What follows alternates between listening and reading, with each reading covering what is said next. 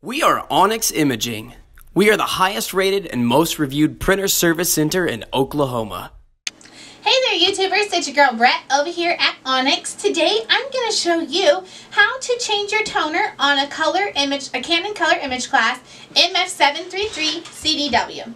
So with this printer it takes a Canon 046. There's 4 toners, one for each color. There's a button right here. Press that and it opens your front hatch.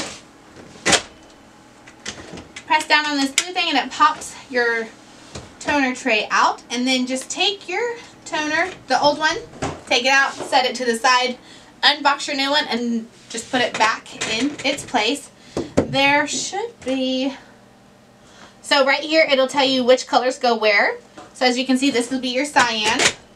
So just make sure you put it back in the correct slot.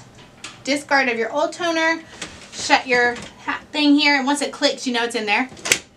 And then shut your front hatch, and you should be good to go. If you guys are in need of any supplies or quotes, give your girl Brett a call. Have a great day. We are Onyx Imaging. We are the highest rated and most reviewed printer service center in Oklahoma.